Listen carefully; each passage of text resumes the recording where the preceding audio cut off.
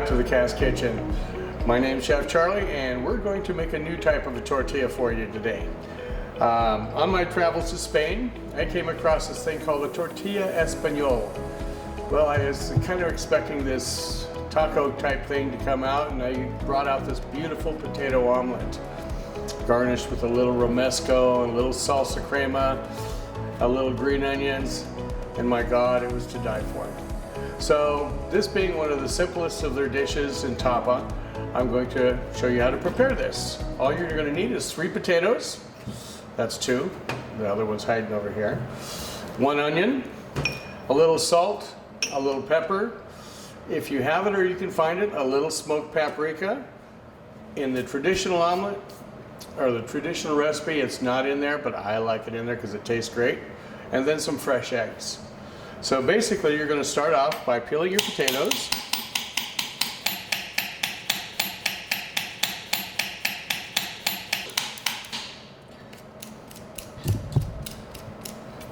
So this is a dish that can be eaten for breakfast, it can be eaten for dinner, it can be eaten as a snack, it can be eaten as a main course, it can be eaten as a side.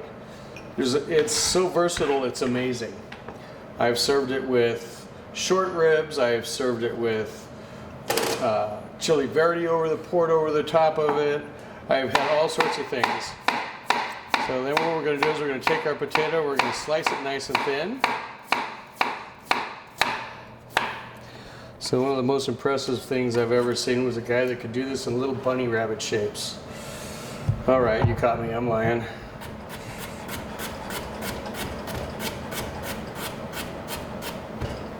Alrighty, so that is done.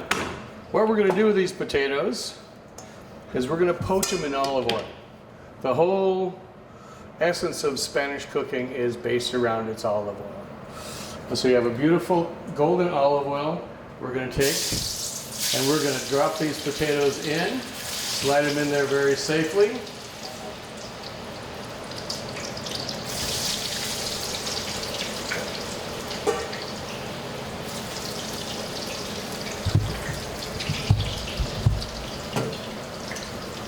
Now we're going to reserve this oil, and we're going to be cooking the rest of our dish with this oil. So keeping it from overheating is important. Now you're going to go in with, we call this a spider in the industry, but you go in with either a pair of tongs or a spatula or the spider, and you're going to just break the little potato pieces apart and allow them to cook evenly. And when I say translucent, when you're cooking, you will see sometimes a little white speck in the middle of the potato. It just needs to be done a little bit more. We don't want it to be totally mashed, but we want it to be blanched all the way through. We're going to take that out, we're going to set that aside.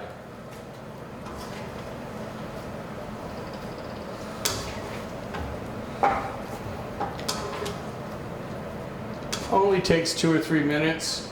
Don't worry about pulling all that olive oil off, because again, that's a big part of what we're doing here.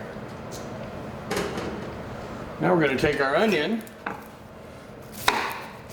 We're going to do the same. And we're going to take that into the oil and let it lightly blanch. Then we're going to add that to the potato.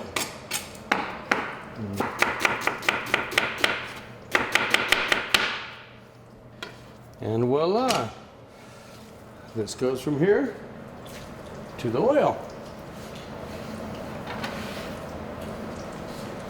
And as that oil heats back up and cooks the onion,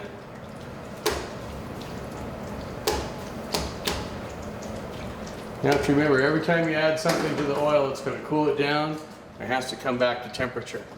But what we're going to do now is take our eggs and go right into the bowl.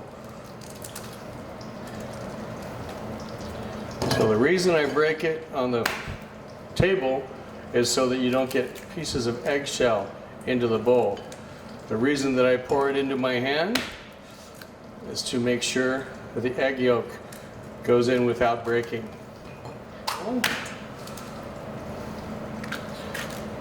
Also, another reason for breaking it into my hand or into a bowl would be if there's some sort of imperfection or one of those, every now and then you find something that you don't want to eat in an egg when you open it, then you can toss it away. So there you go. We're going to add a little bit of salt, a little pepper, and smoked paprika. This makes it a lot easier. I'm going to whisk those eggs together.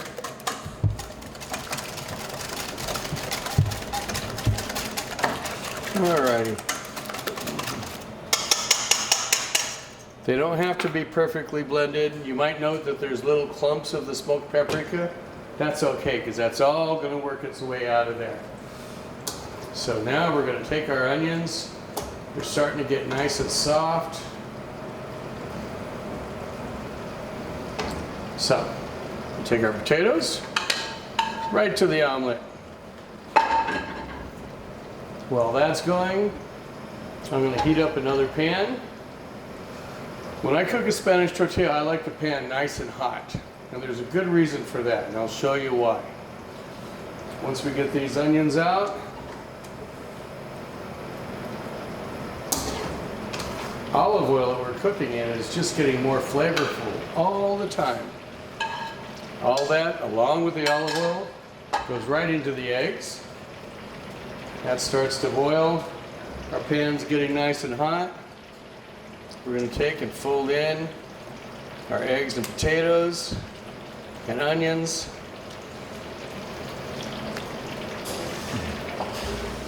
We're getting the pan nice and hot. We want to get that thing up to full temperature before we even think about dropping an egg in there. It's starting to smoke off a little bit, I can see that. We're going to take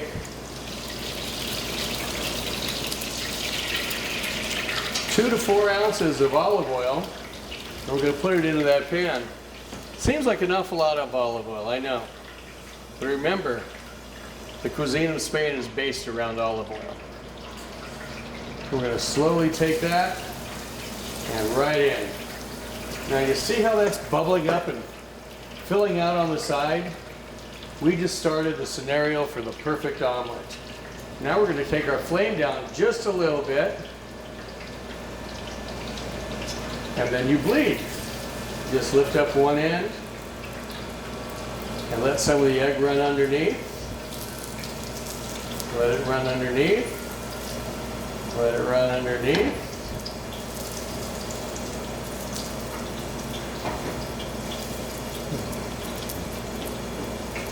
Okay.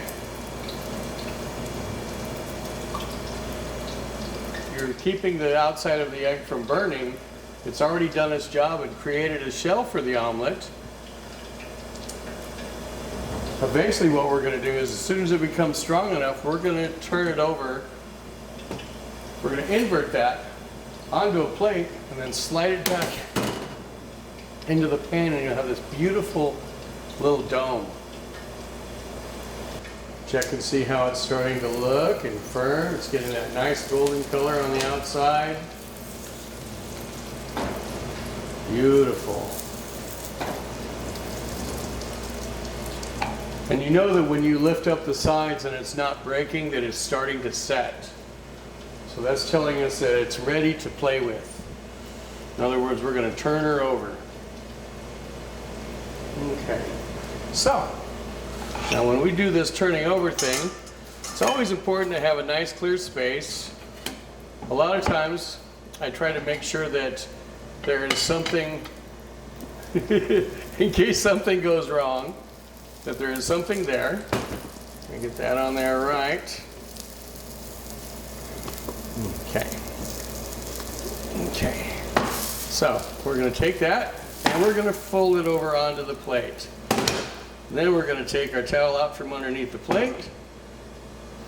See how beautiful that is? right back into the pan. We lost a couple of potatoes, but that's okay.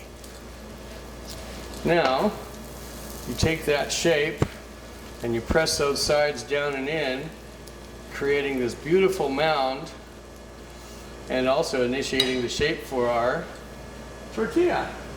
That's going to go back onto the burner, just down a little bit, and I'm going to invert another pan on there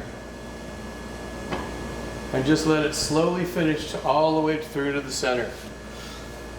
Rather than doing this method, you can always put it into a 350-degree oven for about 15 minutes. Works perfect.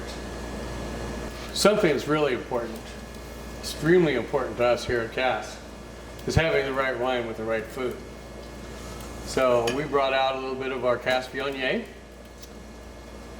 Viognier is a real nice metallic, spice-driven. It works so well with spicy dishes, and it takes different flavors and brings out different things in it. I like it for that reason very much. I like it from Asian food to Spanish food. And so if I was going to eat this omelet by itself, that's what I'm going to be having.